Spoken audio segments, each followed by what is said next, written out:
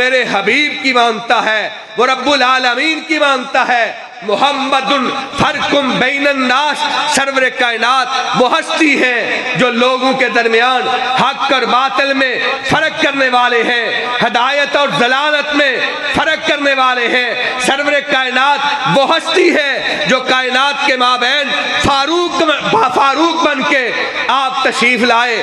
حضرات صحابہ کرام رضوان اللہ علیہم اجمعین نے، ائمہ دین نے، سرور کائنات علیہ السلام کے اصحاب، تابعین، تبع تابعین، انہوں نے ہر دور میں جب بھی کوئی تنازع ہوا، جب بھی کوئی دو باتیں، دو نظریے، دو فکریں کائنات کے سامنے آئیں، انہوں نے سرور کائنات کے فرمان کو اپنے سینے سے لگایا۔ اور برادر مکرم پروفیسر عامر صدیقی صاحب بالکل بجا فرما رہے تھے، سرور کائنات کی دعوت کو آسمان کی نیل گون چھت کے نیچے رب کی دھرتی پہ آج اگر کسی نے مانا ہے تو اہل حدیث نے مانا ہے۔ آقا کی ختم نبوت کو من بعد تسلیم کیا ہے تو اہل حدیث نے کیا ہے۔ حضرات شام کا علاقہ ہے، طاعون کی بیماری اور وبا آئی ہوئی، سرور کائنات علیہ السلام کے صحابی، امام کائنات علیہ السلام کے جان نثار حضرت عمر بن عاص رضی اللہ تعالیٰ شام میں موجود ہیں۔ اور کون عمر بن عاص؟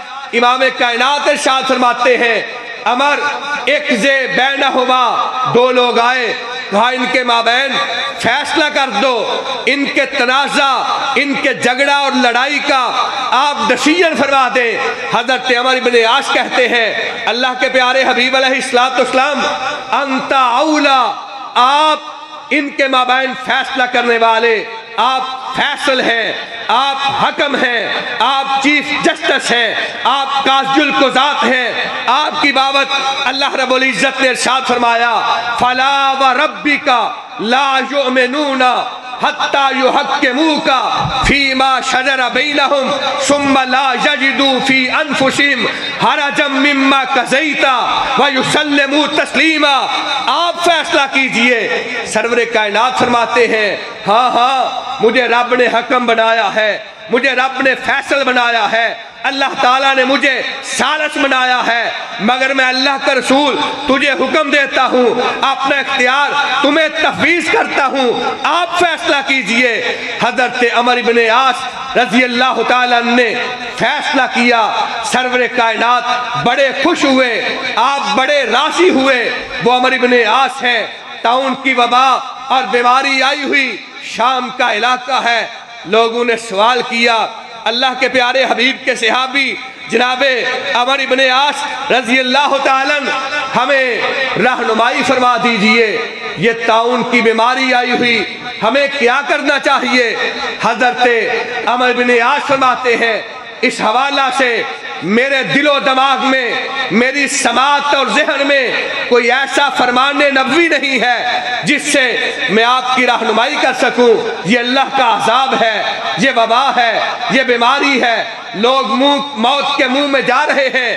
میری سوچ یہ ہے، میری فکر یہ ہے، میں تمہیں اس بات کی دعوت دیتا ہوں، اس علاقہ کو چھوڑ دو، دور دراز وادیوں میں چلے جاؤ، پہاڑوں پہ چلے جاؤ، تاکہ اس وبا سے، رب کے عذاب سے بچ سکے، اس وبا سے، موت کے منہ میں جانے سے محفوظ رہ سکے۔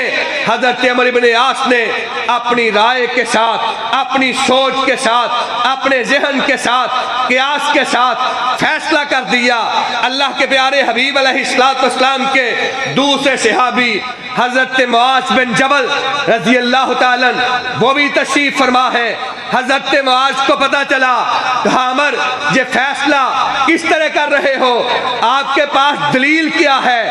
آپ کے پاس ثبوت کیا ہے؟ آپ کے پاس پروف کیا ہے؟ کہا میرے پاس قرآن و حدیث سے کوئی دلیل نہیں، سرور کائنات کے نطق سے جدا ہونے والے الفاظ تو میرے پاس موجود نہیں ہیں، میں اپنی رائے کے ساتھ، اپنی سوچ کے ساتھ اپنی فکر کے ساتھ یہ فیصلہ اور فتویٰ دے رہا ہوں۔ حضرت معاذ بن جبل نے کہا سنیے، میں نے اللہ کے پیارے حبیب، کائنات کے امام، مدینہ کے ماہ تمام، سارے رسولوں کے سردار، ختم نبوت کے تاجدار حضرت محمد مصطفیٰ صلی اللہ تعالی علیہ وآلہ وسلم آپ کی زبان اقدس سے، آپ کے نطق سے یہ الفاظ سنے تھے، جہاں وبا آئے وہ طاعون کی شکل میں ہو یا قیامت تک آنے والی کوئی وبا ہو، وہ کرونا کی شکل میں ہو، وہ طاعون کی شکل میں ہو، سرور کائنات فرماتے ہیں جس علاقہ میں وبا آئے اس علاقہ کے باسی اس علاقہ کو چھوڑ کے نہ جائیں، اور باہر سے آنے والے اس علاقہ میں داخل نہ ہوں۔ سب سے پہلے کرنٹینہ کا یہ فارمولہ، یہ نظریہ سرور کائنات نے پیش کیا تھا۔ حضرت معاذ فرماتے ہیں لوگوں اپنے سامان اٹھا کے شام کو نہیں چھوڑو، سرور کائنات نے منع فرمایا ہے، اور یہ عقیدہ کا مسئلہ ہے۔ سرور کائنات کی حدیث حضرت عمر بن عاص کے سامنے آئی۔ حضرت عمر کائنات کے اندر سب سے پہلے اہل حدیث کی یہی دعوت ہے، یہی فکر ہے، یہی سوچ ہے۔ حضرت عمر نے یہ نہیں کہا میں گورنر ہوں، میں بڑی عظمت والا، آقا کی موجودگی میں فیصلے کرنے والا، میرے فیصلے پہ سرور کائنات راضی ہوتے تھے، آپ خوش ہوتے تھے۔ حضرات امام کائنات کے جان نثار، آپ کے وفادار، آپ کے مطیع، آپ کے صحابی نے فوری طور پہ اپنا فتویٰ واپس لے لیا، کہا میں اپنی رائے واپس لیتا ہوں، اپنی سوچ واپس لیتا ہوں، اپنا فتویٰ رد کرتا ہوں، آج کے بعد فیصلہ ہوگا میرے فتویٰ سے نہیں، مدینہ کے تاجدار محمد مصطفیٰ کے فرمان سے ہوگا۔ سبحان اللہ۔ یہی ہماری دعوت ہے۔ ہوتے ہوئے مصطفیٰ کی گفتار مت دیکھ کسی کا قول و کردار۔ لوگ کہتے ہیں یہ 4 برحق ہیں، کوئی کہتا ہے وہ 12 برحق ہیں، کوئی کہتا ہے تصوف کے امام برحق ہے۔ ہم کہتے ہیں لوگوں حق ایک ہوتا ہے، حق 2 نہیں ہوتے، حق 4 نہیں ہوتے، حق 12 نہیں ہوتے، حق سینکڑوں نہیں ہوتے۔ حق وہ ہے جو اللہ رب العزت نے آپ کے قلب اطہر پہ نازل کیا، اور حضرت عمر بن عاص نے اپنا فتویٰ واپس لے کر کائنات کے سامنے اعلان کر دیا۔ حق وہ ہے جو آمنہ کے در یتیم کے نطق سے ادا ہوا۔ میری رائے رد کی جا سکتی ہے، میرا فتویٰ چھوڑا جا سکتا ہے۔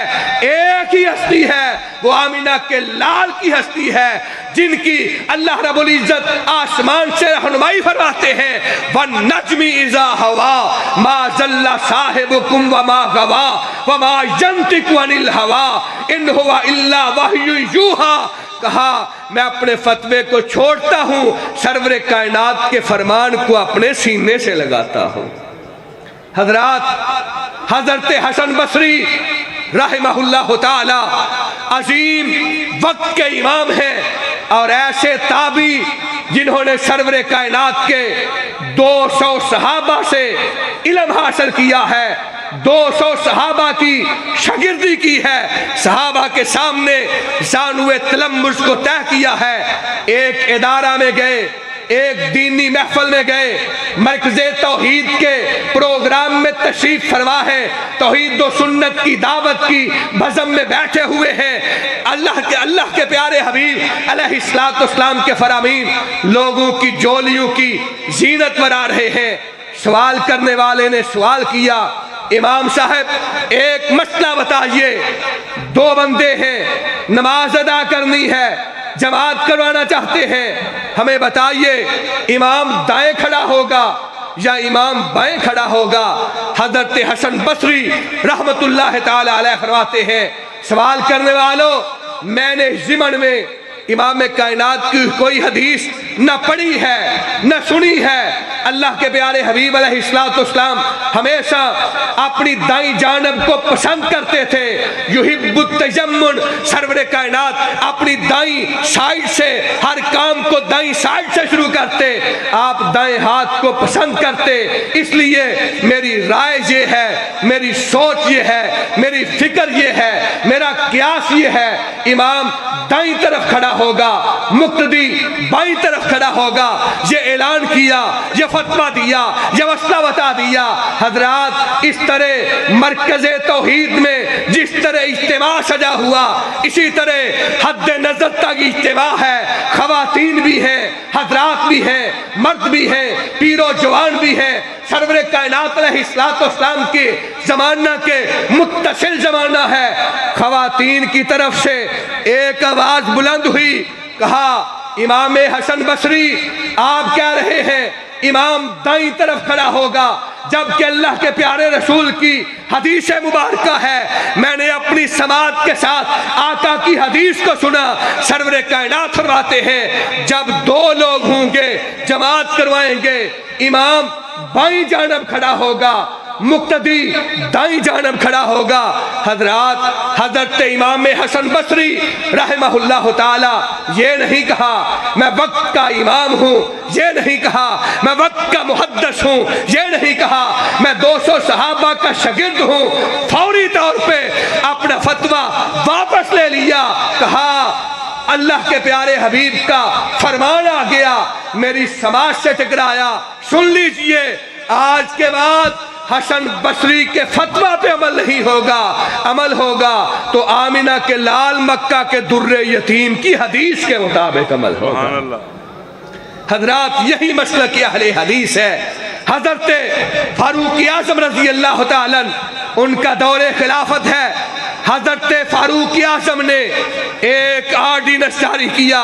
حضرت فاروق اعظم نے وہ آرڈیننس 24 لاکھ مربع میل تک ملت اسلامیہ پھیلی ہوئی ہے۔ ملت اسلامیہ کے ایک ایک قاضی کے پاس، ایک ایک قاضی القضات کے پاس، جسٹس اور چیف جسٹس کے پاس اپنا آرڈیننس جاری کیا۔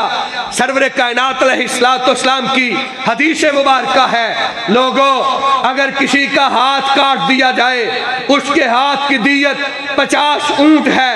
سوال کرنے والے نے سوال کیا امیر المومنین اگر یہ انگوٹھا کاٹا جائے اس کی دیت کیا ہوگی؟ چھوٹی انگلی کی دیت کیا ہوگی؟ درمیان والی انگلی کی دیت کیا ہوگی؟ شہادت والی انگلی کی دیت کیا ہوگی؟ حضرت فاروق اعظم نے جب سوال سنا ایک آرڈیننس جاری کیا، ساری مملکت اسلامیہ میں پھیلا دیا، تمام چھوٹی بڑی عدالتوں میں بیچ دیا۔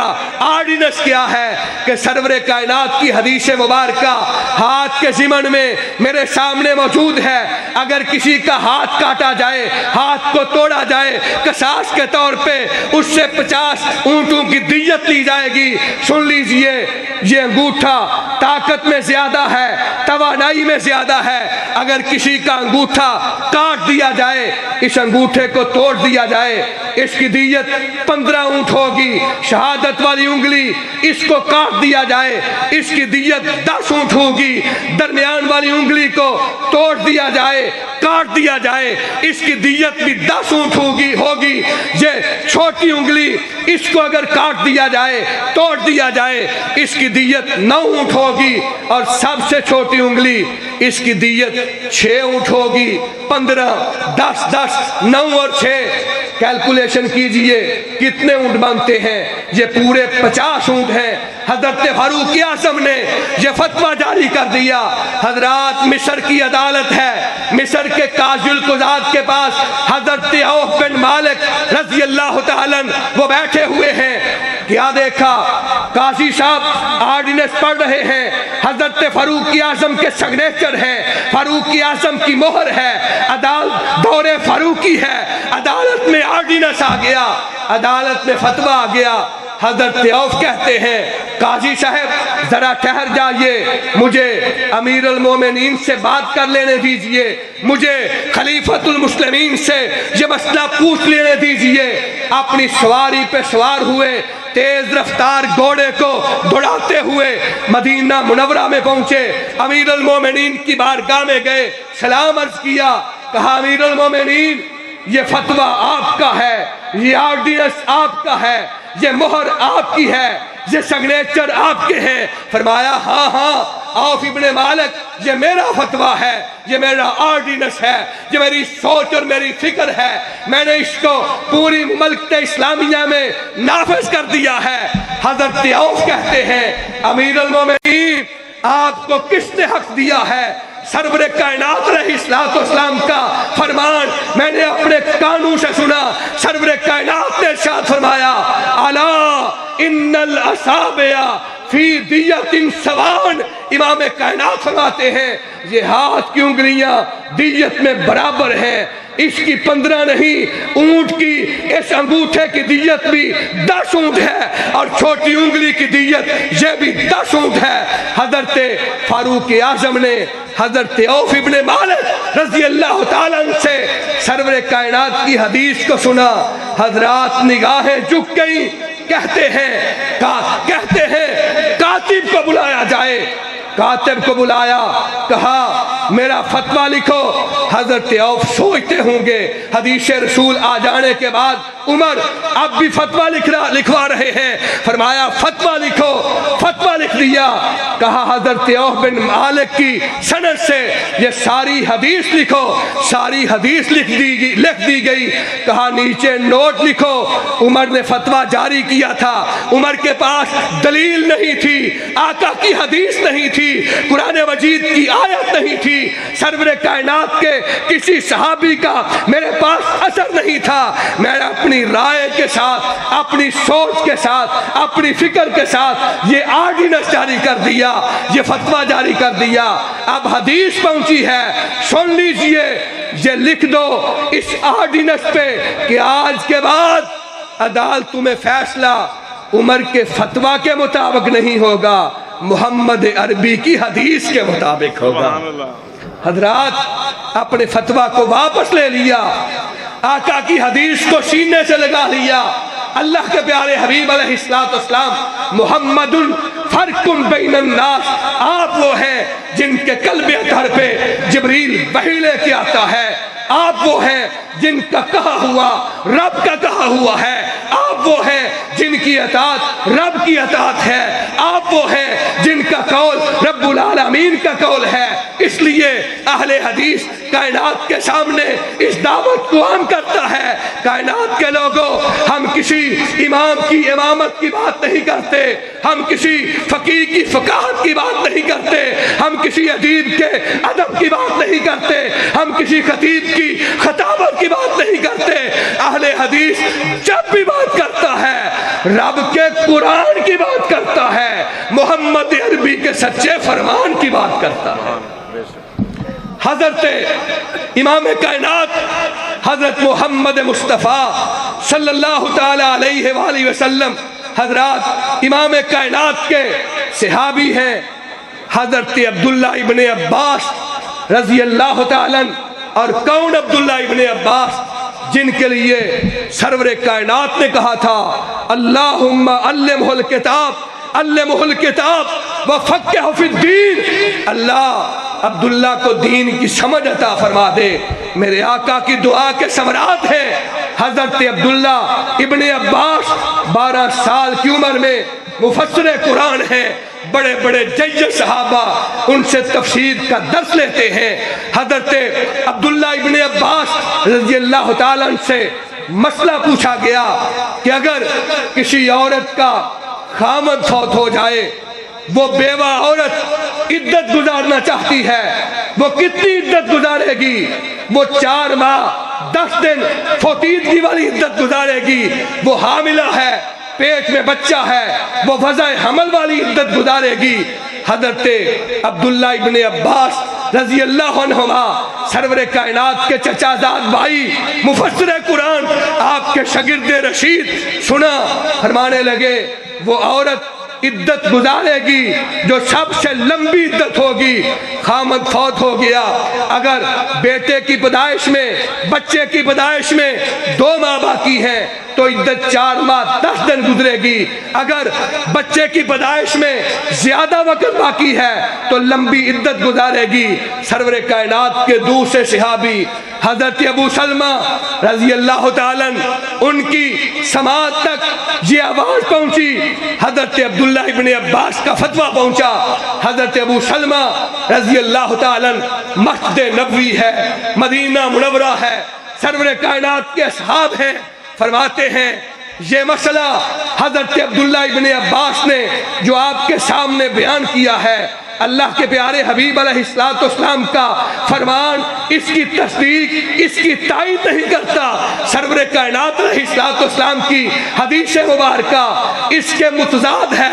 سیدہ صبیحہ بنت حارث رضی اللہ عنہ جو حضرت سعد بدری رضی اللہ تعالیٰ ان کی بیوہ ہیں، ان کے پاس ان کی سند سے، ان کے واسطہ سے حضرت سیدہ صبیحہ بنت حارث رضی اللہ عنہ فرماتی ہیں میں نے اللہ کے پیارے رسول حضرت محمد مصطفیٰ صلی اللہ تعالیٰ علیہ وآلہ وسلم سے اپنے کانوں سے سنا، آپ کا ارشاد گرامی ہے کہ بیوہ حاملہ عورت لمبی عورت نہیں، لمبی عدت نہیں بلکہ وضع حمل والی عدت گزارے گی۔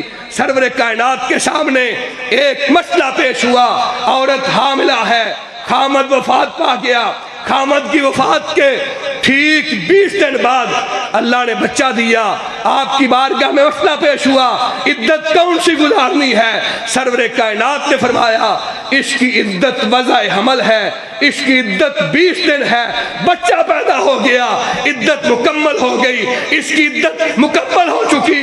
سرور کائنات کی حدیث سامنے آئی۔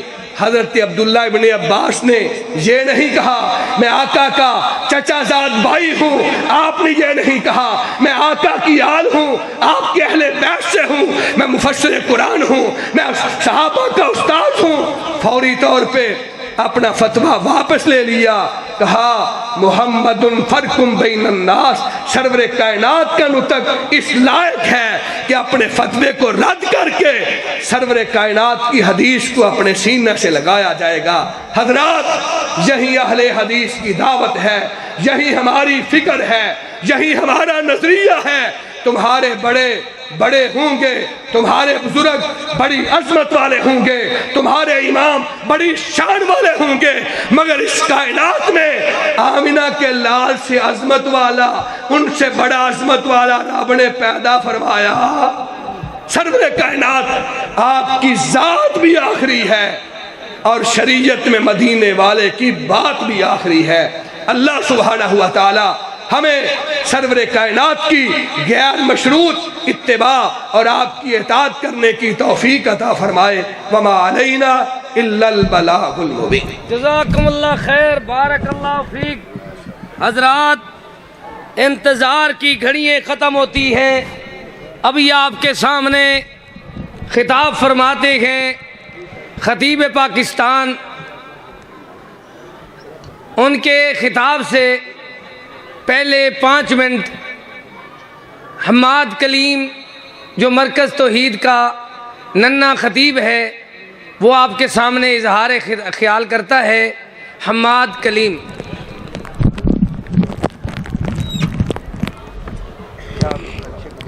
تقریر کر سکتے